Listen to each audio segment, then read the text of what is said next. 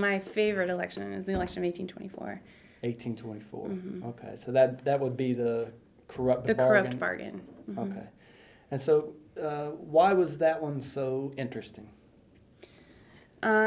Well, so we had at one point we had 5 candidates. So we had Crawford was the presumptive candidate, the actual nominee.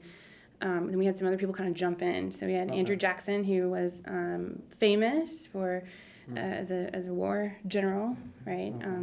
So we had Andrew Jackson. We had John Quincy Adams, who was by all accounts very presidential. So almost groomed, right?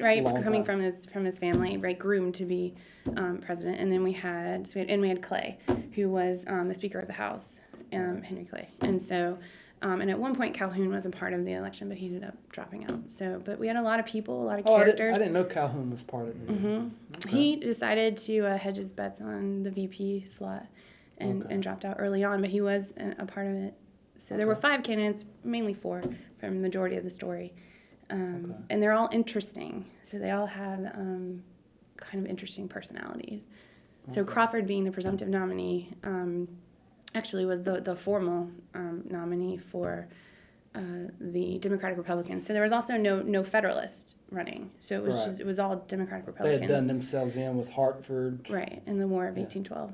Right. So Quincy Adams had Federalist leanings, his dad being a pretty strong Federalist, but and all of his support came from the old Federalist stronghold in the Northeast.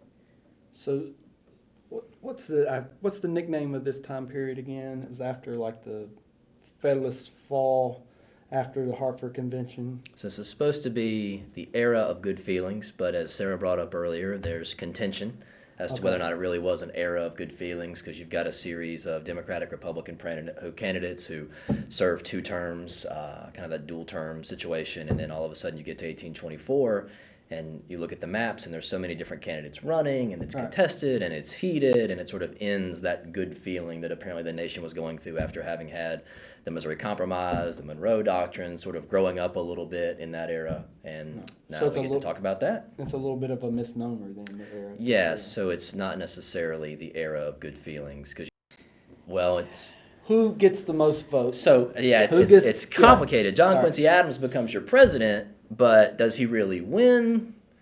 Yes, he's president. He technically wins, but really the next 4 years is Andrew Jackson already starting his next campaign for 28, and Adams' presidency only wins. Okay. It's his election to lose. So he wins the popular vote. He wins the electoral vote. John Quincy Adams comes in second. But there's no majority. He doesn't hold a clear majority. And so the election gets thrown to the House. Okay. Why does it go to the House? So Clay drops out.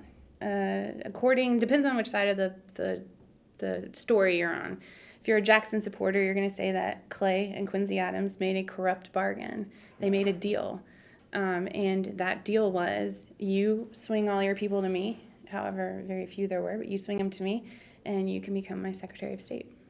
Okay.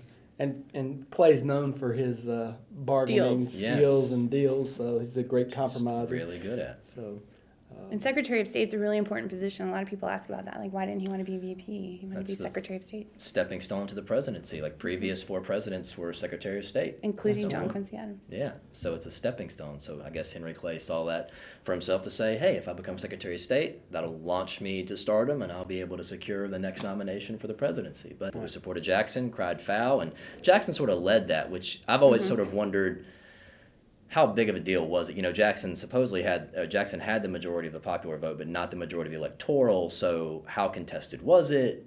Right. Was there really that much of an issue with it? But it kind of wrecked John Quincy Adams' presidency. I mean, 4 years, it was rife with turmoil. He wasn't really well liked. So the majority, because he didn't get a majority, but he got more of a majority than John Quincy Adams.